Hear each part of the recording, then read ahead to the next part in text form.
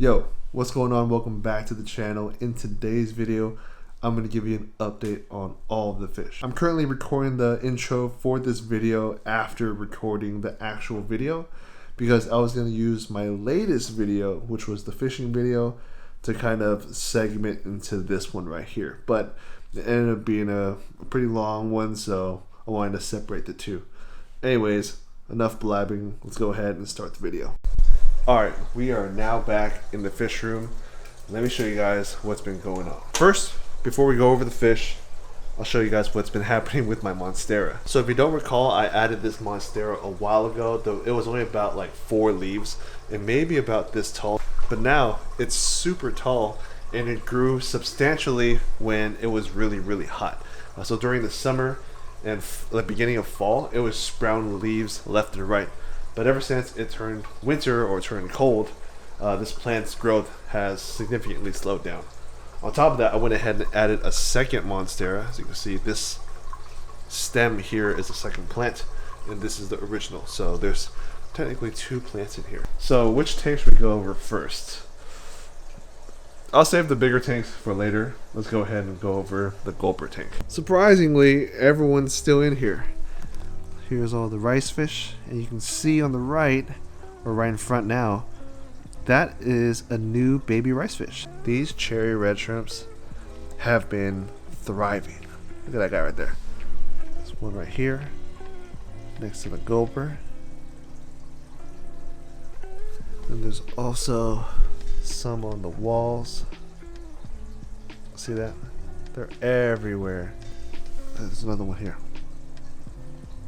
And they spawn and breed all the time. There's one right there on the leaf. It's got an unlimited supply of cherry shrimp and hopefully an unlimited supply of rice fish. There's the auto. If you don't remember, this is the auto that was in the Monte Carlo project. Still going strong. And yeah, just hanging out. Other fish from the Monte Carlo project include these baby cories, or these pygmy cories that I've had for a while too. For the longest time I've been trying to breed these cory catfish, but it's just a no-go, man. I never see baby cory fries and all that stuff, so I kind of just gave up. Some of the most interesting things about this tank is all the plants and all the algae that ended up developing, like this clump. I'm not too sure what this algae is called. I believe it's blackbeard algae. It's the one where it'll take over a tank, and if you have a really nice aquascape, it can be a very bad look. But for this tank, being that it's a pretty random aquarium, and I do have this guy kind of chilling in here, I wouldn't mind if this kind of algae kind of took over this tank, took over the walls and stuff. That'd be sweet, because it does provide oxygen, as you can see. It has little bubbles. See? Oxygen, man. I don't purposely plant this Anubias. They just kind of float around and end up in certain spots. There's little clumps that I've tied, but for the most part, like this one right here, it just kind of like hung there, and then this one is ended up finding its way, and then this one is just all the way in the back. And let's see, there's a random one right here, and then this side doesn't even have light. Like, look, all the lights on this side. There's not even light on this side, and it's doing perfectly fine. I think there's some look, there's some Anubias back there as well. Okay, on to the best part, the Gulper. Can't really see him right now. I'll record some footage later and put it up as a B-roll, but this guy has been doing great. I'd say this Gulper is about the size of this tube right here, like long wise, because you can see its tail. Its tail is sticking out right there. See it?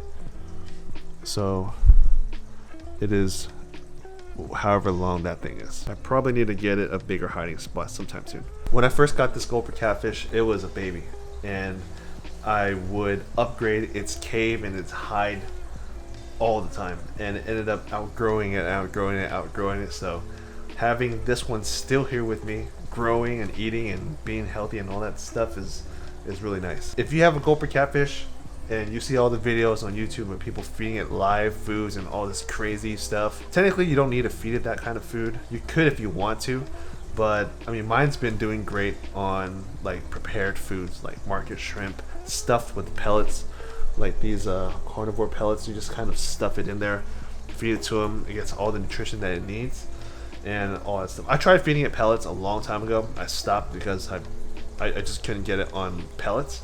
But yeah, this one right here eats freeze-dried sometimes. Filtration-wise, here is what's still filtering the Gulper tank. It's that 1 gallon bottle filled with fluval biomax.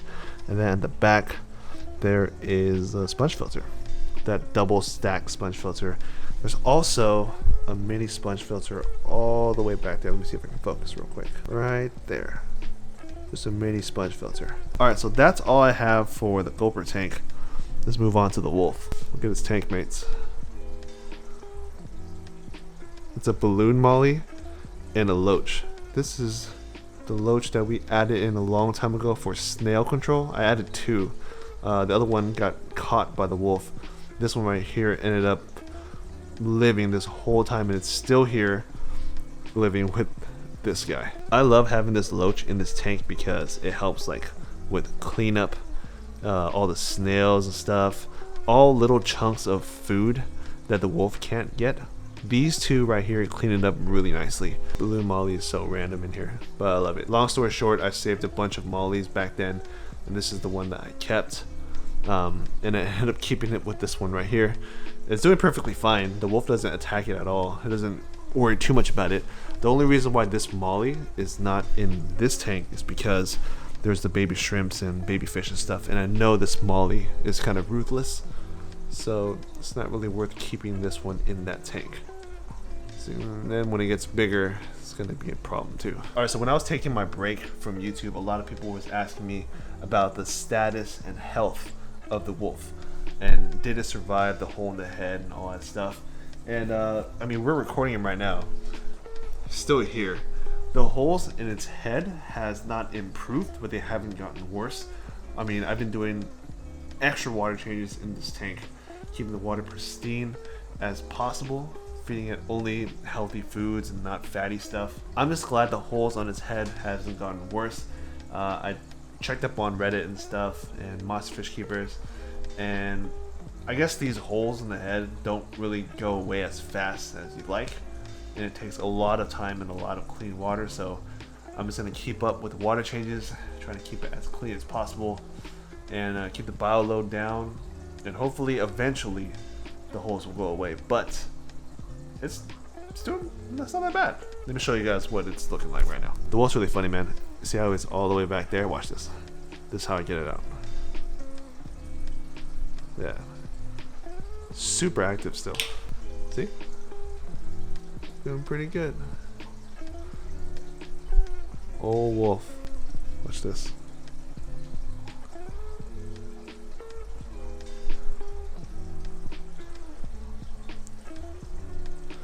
See if I can show you the... Oh! Hates the camera. It hates the camera. Look at that. You see the holes on its head? See? It hasn't technically gotten worse, but they're still there. See if I can get a little closer. Yeah. Look at those holes, man. I'm breathing hard, man. Let me see if I can get a little closer. Oh, you don't like that.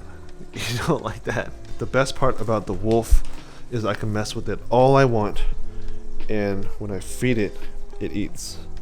Every time. Like, no matter what. I mean, eventually I'll go for it. There you go. He's gonna go for it. See?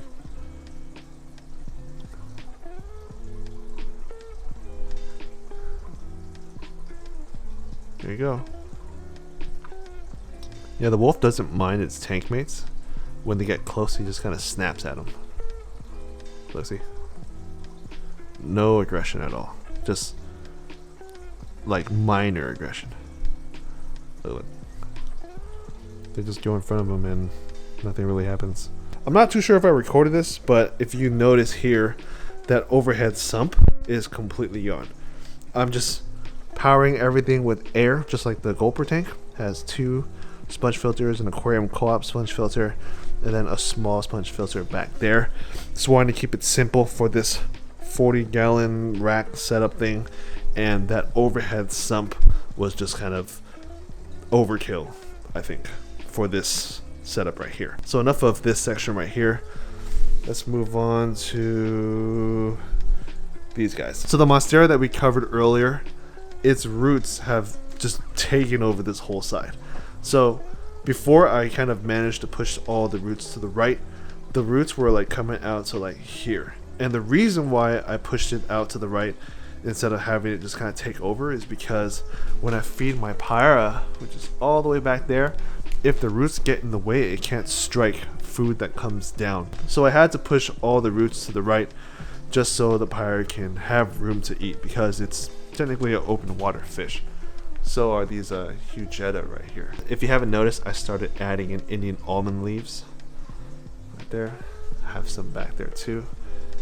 I've just been getting huge batches and packages of Indian almond leaves for my Gulper tank and the wolf tank, so I just started adding it in here, just kind of give it a little bit of tannins and stuff. Look at this. You guys remember this? CB lap, still doing really good. The other one is back there hiding in the roots, so you can see his tail. Let me see if I can manual focus real quick. See his tail just chilling back there? The Dell though, that baby Dell has gotten big so fast. It is almost caught up with the CB lap, which I had for a very, very long time, and it's still about that size. Look at this Dell. Look how big it's gotten. Back then, I was afraid that I forgot which one it was. I think it was the Pyara or these Hugettas. I was afraid that they were gonna be able to eat this Dell, but look at them now. The Dell pretty much caught up, and it's a really aggressive eater. Like, it will catch food as it falls, and it's really smart too. It knows how to eat food from the top. So this one has just been taking advantage of me feeding my Pyara, and has just been growing insanely. Look at them, side by side with the CB lab. I know my CB labs have maxed out, but man, I didn't think the Dell would have caught up. Look at them. They're almost the same size. All right, let's go ahead and talk about the Hugettas here. Someone on Instagram asked me how big these ones are. I think they're about like 7 inches now. The growth isn't as fast as this guy right here, but they eat a lot. They are probably the first ones to eat. They eat pellets, they eat shrimp, tilapia pieces, anything that hits the water, these ones will eat, or at least try to eat. They are the most skittish in this tank. As you can see, this one's like wall riding, but they are definitely not shy when it comes to eating. I do notice that their growth is really slow though for the amount that they eat. So yeah, hopefully the next update I give you guys on these, they'll have a little bit more size to them. Yeah, look at them. Skittish for nothing. I don't know if they're skittish or they're trying to go to this tank, but yeah, see, kind of wall ride a little bit. When I open the garage, man, they just dart everywhere, smash everything. But I'm just surprised that their snout isn't bent from smashing into the walls. Last fish in this tank, the Pyara. I haven't had any luck with it eating pellets.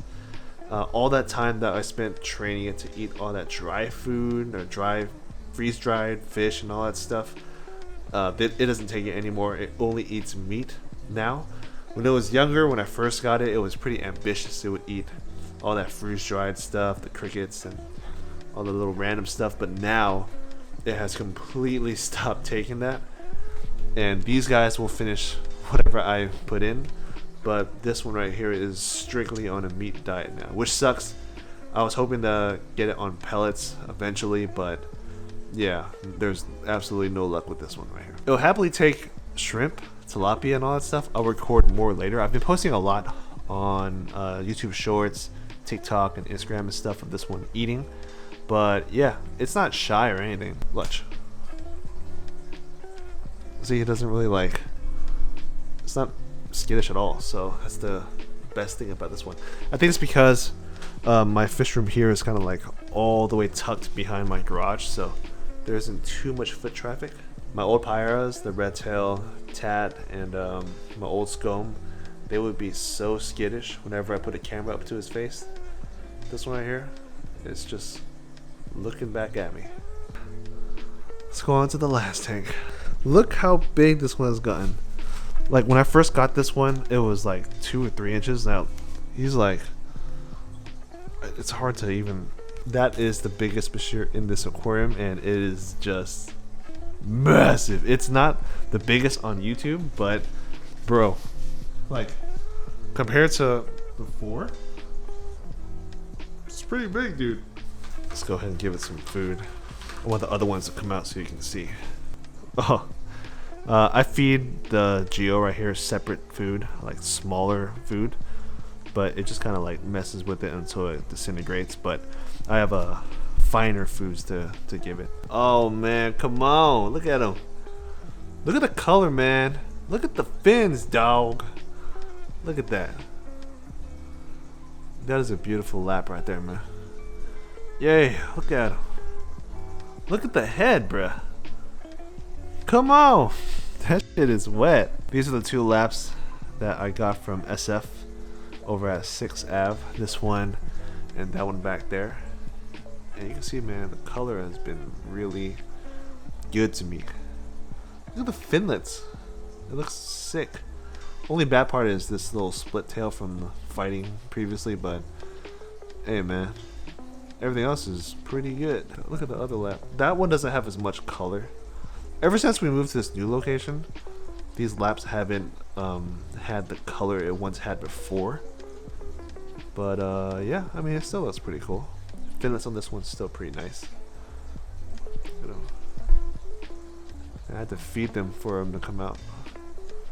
Look at this one. This one is pretty cool too, but this one right here, God, look at that. It's not as flat as other Bashirs, but I think it still looks pretty good. I wanted to get more laps and possibly like more expensive variants of him, but I don't think I want to add any more to this tank. It might be a little crowded. Look at that. I just like how flat its head is. Look at this beast. Dude, this guy's thick. This one's a thick one. Oh.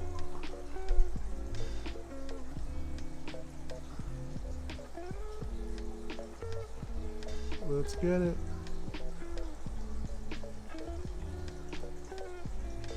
Nice. That one back there doesn't really eat too much. He eats like 1 or 2 and then he bounces. But these 3, they eat. I should give him a little bit more.